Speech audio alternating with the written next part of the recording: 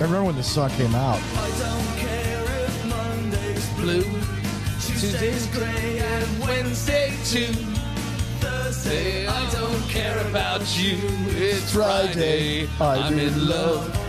Because it was funny because the Cure were a emo prog rock band. Androgynous looking, yes. Yeah, they were like, this was their first real mainstream hit. Yeah, it was. And it was a happy hit. It was an upbeat tune. If you're like, what the hell is this? Yeah. It was a song that Cure fans hated, but non-Cure fans loved. Right.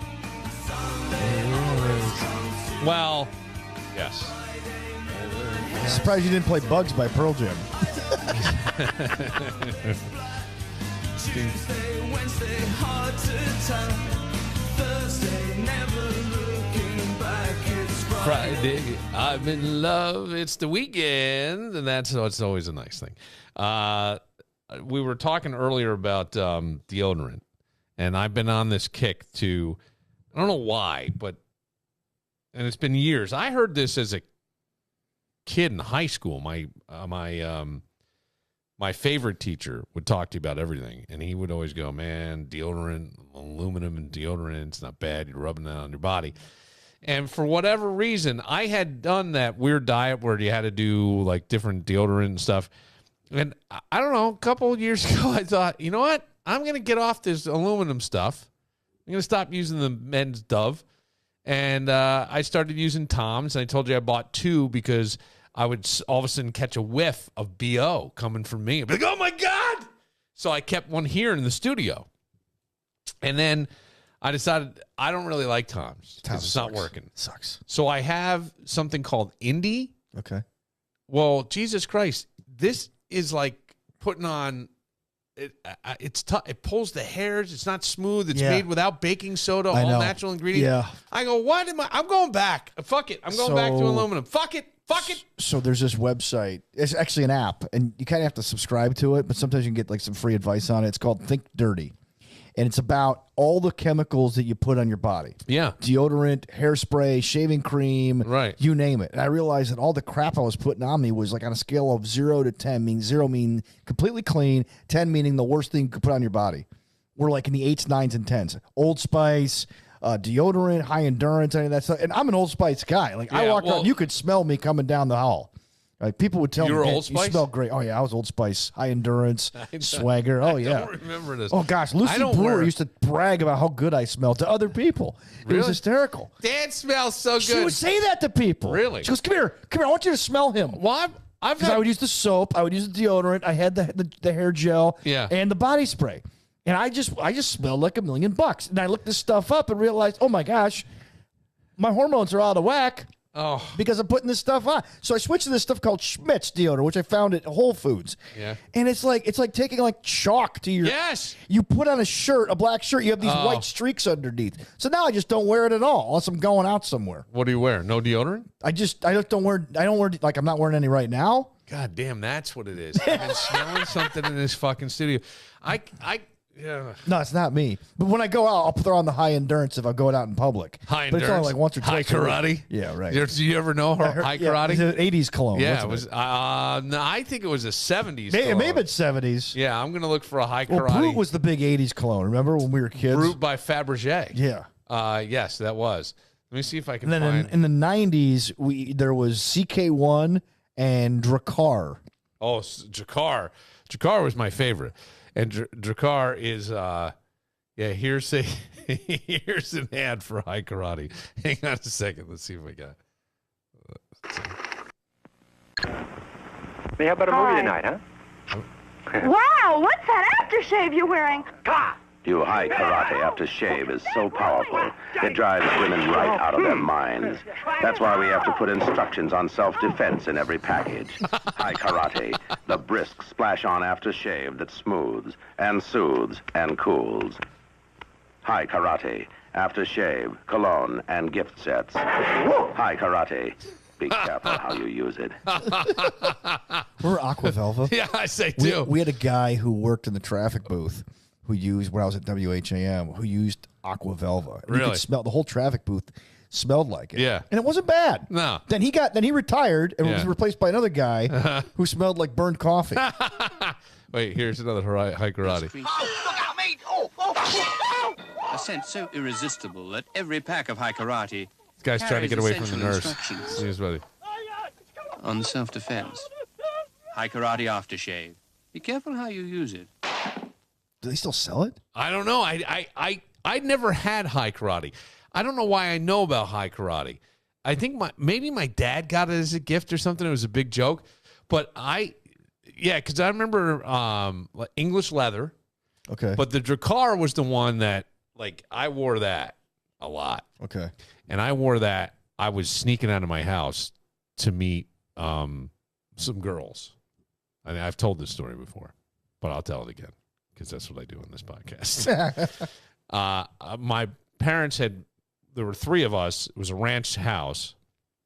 And so my dad built me a room in the basement and then replaced the windows with these windows that would fold in. So it was a warm spring night, maybe early June, I think, because we were coming up near, I had finals and stuff. I needed to study for the chemistry regions that I failed twice. Twice? Yeah, twice. You failed in the summer, too? Yeah. I got a worse grade this summer. Oh, really? Oh yeah. I'll tell you that. I'll tell you the whole story. So I was going out. I had the biggest crush on this girl, and she was a year ahead of me. So I was gonna go. So I sneak out of my house, and I was gonna meet them. And it was probably, I'm gonna say, half mile from my house where I needed to go.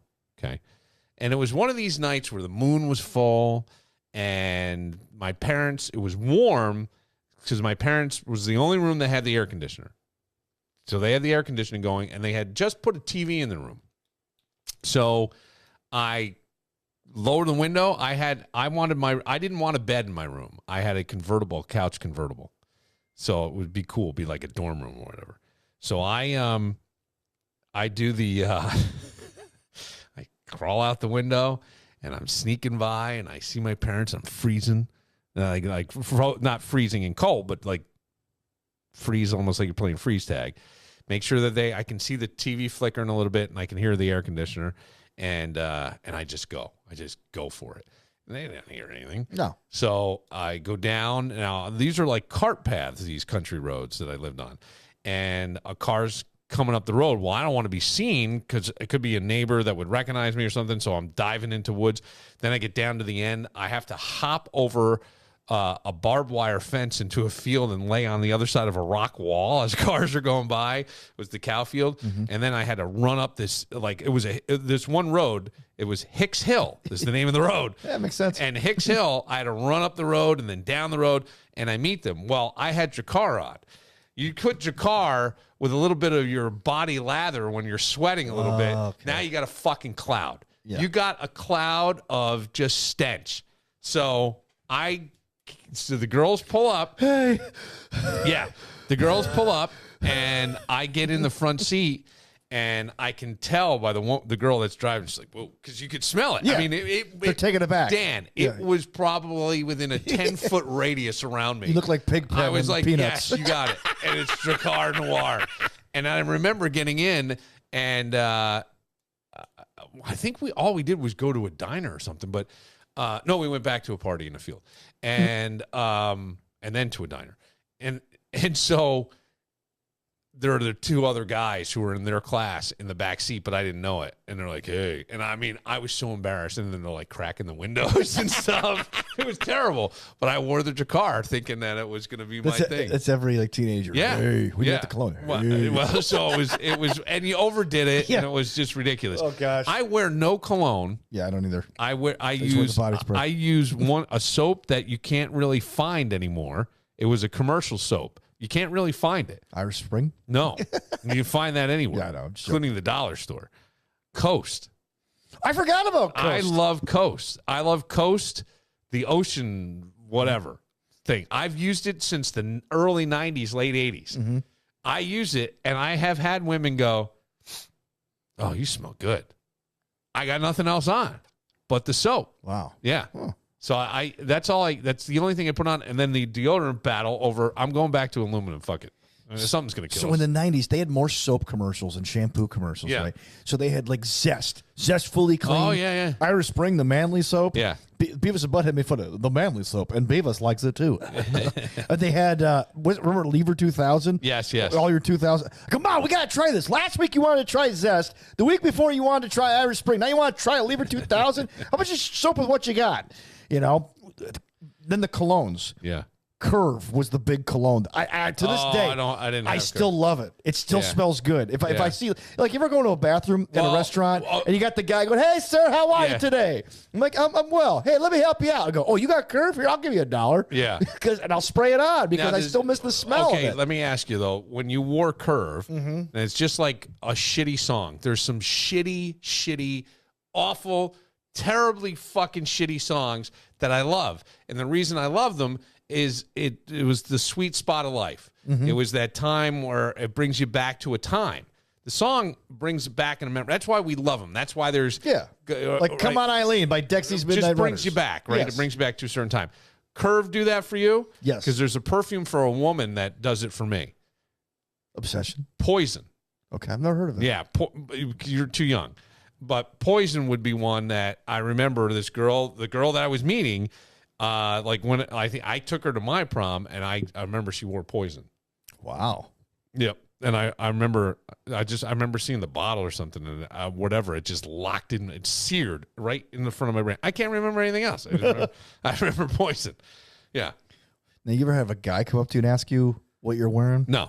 So when I was working at WHAM, this sales guy who you and I both know, he voices a lot of commercials.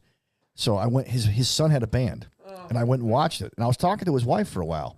The next Monday, hey Dan, can I talk to you? Yeah, sure. Hey, it's gonna sound like a weirdo, but my wife was wondering what color, what color were you wearing? I go, I think it's called Fierce by Abercrombie. My wife is obsessed with that scent. I'm gonna go get some after work today. Where can you get that? The Abercrombie store. Oh, great. Okay, yeah. Next thing you know, there's like 50-year-old dudes walking around like smelling like Fierce at work. I don't know if I don't know. I'm too much. I'm starting to fear that I am weird in certain ways, and I don't. What do you mean? You're you. What makes you weird? Cologne doesn't. I don't care. Like I haven't bought a bottle of cologne in like 20 years. I don't know. I did.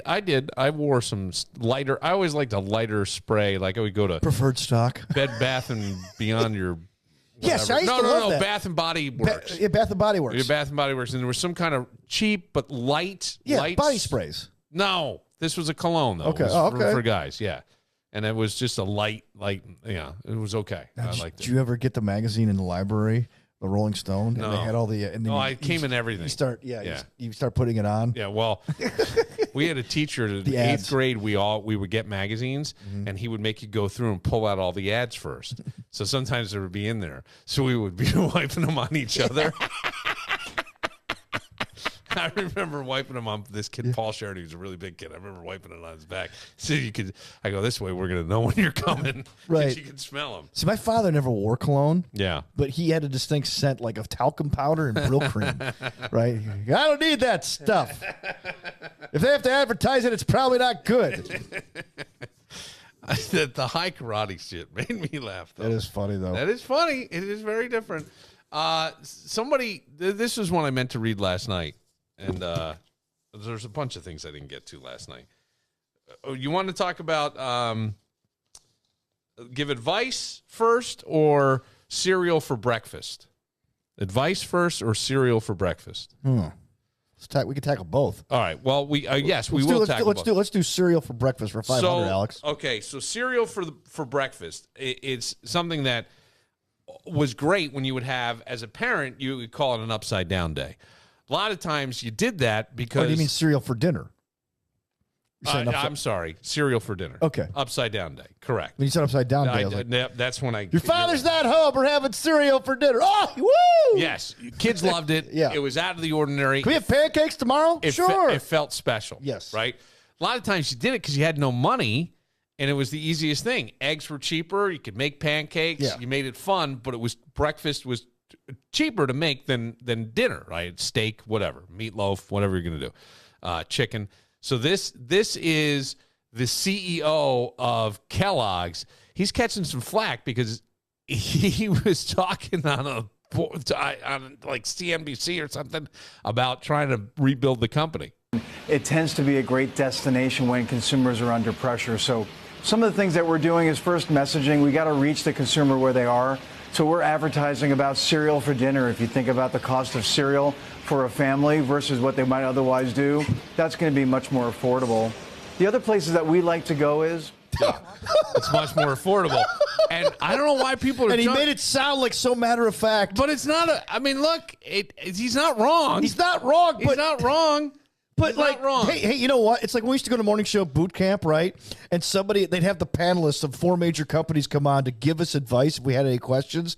And someone would ask questions. So what do you do about like massive layoffs? And he'd say, hey, look, good luck, man. And you would start laughing. Wait, what? Yeah, Wait, what? Because they offered really no advice. Wait, it was what like, was this? 09 in Nashville.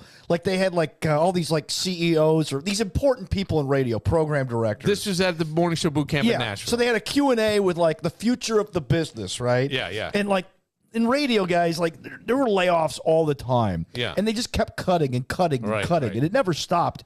Right. And somebody goes, what am I supposed to do? My show's been reduced down to like, it's been cut in half. I can't even afford a producer. And the guy goes, well, the cuts aren't going to stop, man. So, hey, good luck to you. And you just start cracking up. You and Tommy were like laughing. Everyone else is looking back at us. I did. And you're like, I did. I laughed. Yeah, you know what, though? Well, because he's not giving you a solution. He's not giving you a solution. You want it? See, this it's like is tough crap. Well, this is. And that's what this guy's telling you. Hey, cereal for breakfast, man. Yeah. The economy sucks.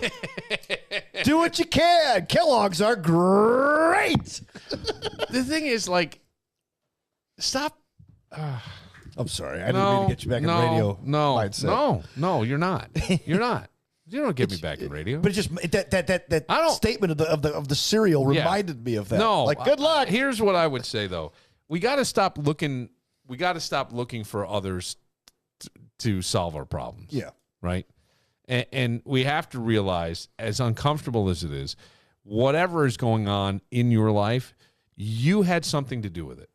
You may look and go, well, if that person didn't do this, I wouldn't be here. If they hadn't done X, you have, I know it sounds voodoo-ish and all, but you do.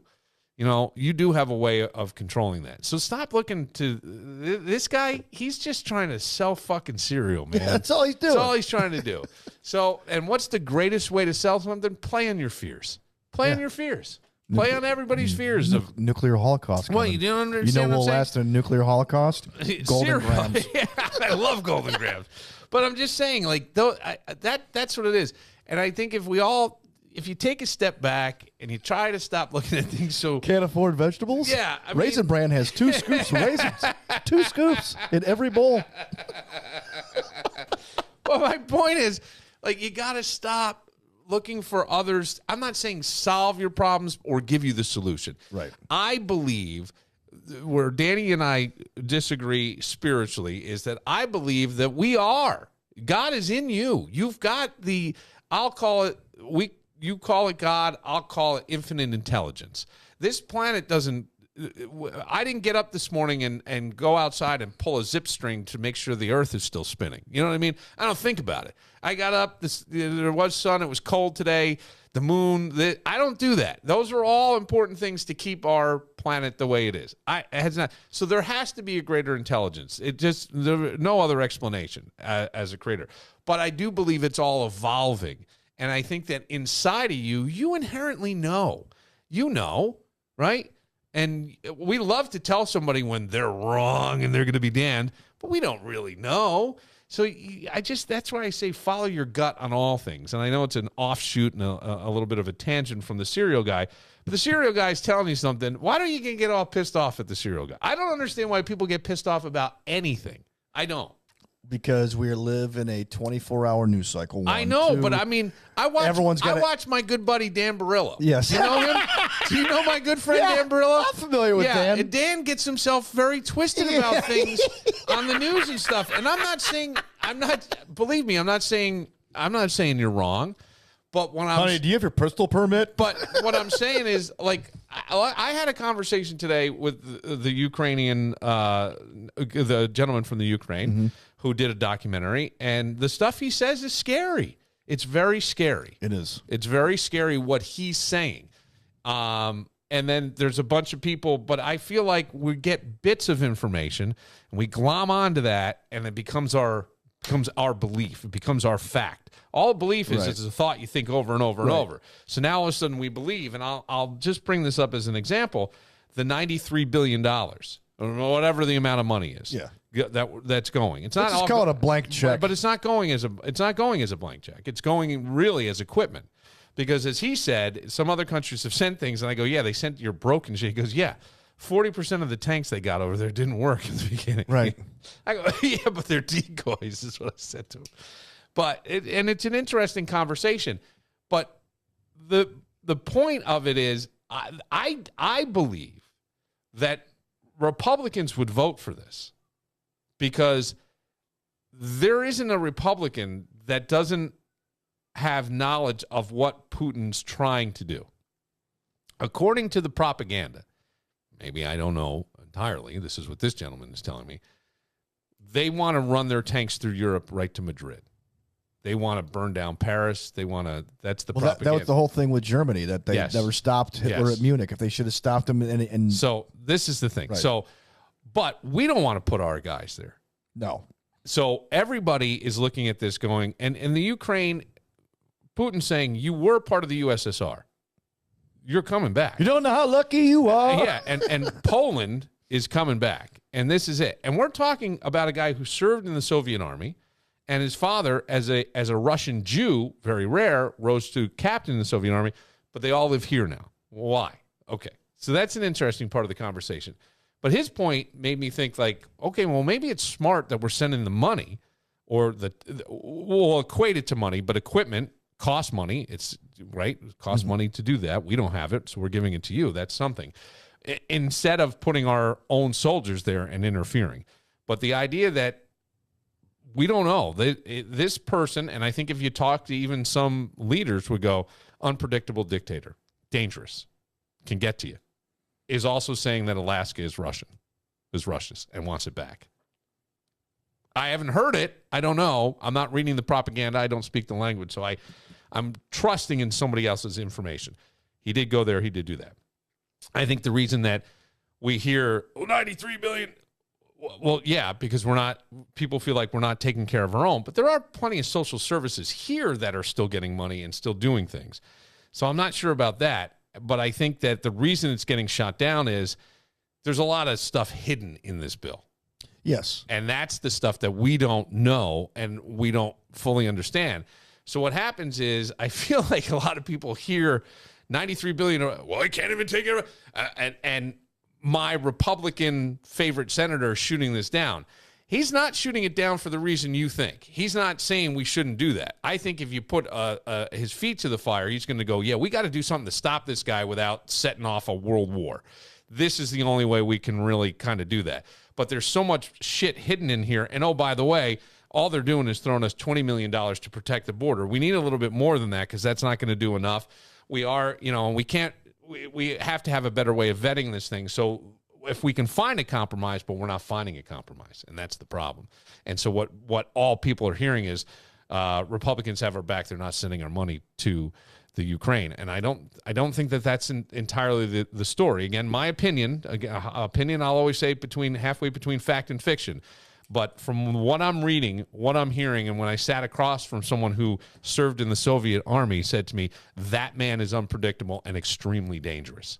He's also very paranoid. Yeah, well... I mean, you know the gentleman who was just assassinated. Yes, that's what I mean. That's one story. You got another, like, Wall Street Journal reporter who's still over there held captive. So this is the problem. And his point is, like, look, there's no plan to stop. And they've already... secured. They have 20% of Ukraine, excuse me. Ukraine would be Ukrainian. Ukraine is under Russian occupation now. That's not it's not the majority of the country, but slowly. And you think he's going to stop there? no, Of course not. And that is exactly what the point is. And so the rest of, that's where I think America's seeing this. And Yes. I think no matter who's in that office, something will be done there. The reason this is happening is it's not a balanced bill. And what do they call it? Pork barrel spending. There's a lot of pork in this. Yes. There's a lot of pork in this. Yeah. I mean, there's also. So can we find a way to fix that? And I think a lot of people on Because the this is gonna get right dangerous. side don't want to hear a guy like Schumer, our own senator, telling us that, well, if you don't okay this bill, your boys are going to go fight this war. Yeah. And it's like, well, what about the southern border? And so, and that's where like it gets tricky. But I understand where like you're the person you talk to is coming from on this. Putin's got to be stopped. Well, that's all they're saying, and he's going, look, he'll get to you. He'll get to anybody. Now, that to me sounds almost paranoid, right? I like my bubble I live in. Maybe it's a naive bubble. I don't know, but I would say I do think that those with the I don't mean intelligence by your mind, but the intelligence, the information, would probably say, yeah, we need to do something, but this bill isn't the right thing. Right. We adjust it. Yeah. We need to adjust it. There's got to be more give and take in this than what's there. And I think that's the stuff we don't. It's a negotiation. But we don't know. But that's not what we're hearing. That's not what's being reported. Yes. You understand what I'm Yeah, saying? we're just being told the talking points. Because on the news and most of the stuff we get is sound bites, right? So some things are taken out of context and stuff. That's why I say now more than ever, I feel like we're the most informed, misinformed people ever. Because there's so much information, and not any of it is necessarily a complete and utter lie. That's not true either. But some of it taken out of context and heard here and heard there that we're not getting maybe the right thing. Here's a story that I've written about in the Times of Wayne County coming out Saturday. Merrill Hodge. If I say Merrill Hodge, you know who he is? Yeah. He played running back for the Bears and the Steelers. And when it comes to quarterbacks in the NFL draft, and he's not a draft prognosticator. But he knows when a quarterback isn't going to be that good. He's been pretty good at it. He can pick the right ones, and he's rarely wrong.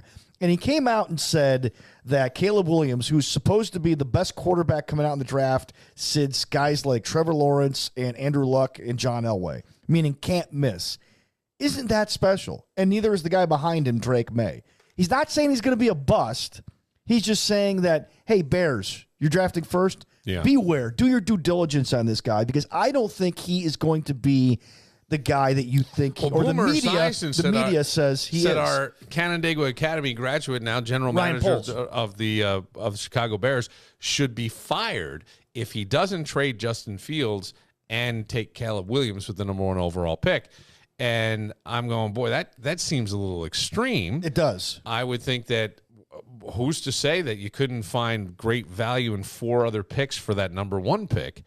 Right. Some being in the first round itself. What Merrill Hodge is saying, he's not saying I'm not saying he's going to be a bust. What I'm saying is he's not a slam dunk. Yeah. So the Bears need to consider their options, including Justin Fields, who's already on the roster. Yeah. But this has been taken by the media to say Merrill Hodge says that this kid's a bust. Yeah. And that's not the case. He's just saying buyer beware. Right. Be careful, right? But because everyone's got to have a hot take, and we can't just have an original hot take, our hot take has to be based on somebody else's hot take. And so that's what people are doing. Yeah. And then so Merrill Hodge went on some shows and said, look, I think he's got an elite accuracy, but he relies on his feet too much. He goes, that could be a problem when it comes to the NFL. Well, because so to your point that we're just taking the headline. We just take the headline and run it's the with same thing. And I think the same thing with this. But the difference here is one is potentially lives. Could be at stake, and the other's a football game. But I don't need it. It's great analysis. Yeah, I am trying to bring it home. Yes, mostly. Merrill Hodge has been right about Tim Tebow and Vince Young and C.J. Stroud. He said that the Panthers should have taken C.J. Stroud instead of Bryce Young. Yeah. I mean, he's and Johnny Manziel. He was right about Johnny Manziel. Yeah. So like when Merrill says something, it has weight behind it. When he's saying buyer beware. And Drake May, too. Yeah. Was it Merrill Lynch? No, it was E.F. Hutton. When E.F. Hutton talks, people listen. It's the wrong one. I was trying to think of Merrill. That was my thing. Well, Danny, any big plans for the weekend? I My niece's birthday party. Now, how old? She's gonna be 5. So This is fantastic. It's a big deal. This is. What is Uncle Dan getting her? I got her a couple of Barbies and a. I hope she's not listening because I don't want to spoil the surprise. Yes. Got her a couple of Barbies, and also got her a bracelet making kit. Nice. So now here's the thing. Yeah. It's the first time I've seen my mother and my brother and his kids since before Christmas. Wow. So now I got to bring Christmas presents For the other kids. to my other kids, right? Yeah. But I have to do it in a way that's stealth, No, so that my it's niece fine. doesn't see it, so it doesn't rain on her parade. I got you. Well, good luck with all Yeah, that. right. A lot going on there. I'm going to learn how to edit a certain style of video with green screen in there. Oh, great. Yeah, I'm very excited about that. Make sure you take a day off in between. I probably won't. My name is Bill Moran. His name is Dan Barillo. We'll see you Monday.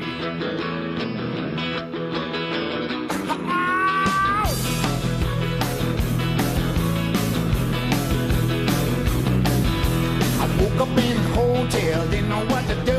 I turned the TV on and wrote a letter to you. The news was talking about a dragnet up on the interstate.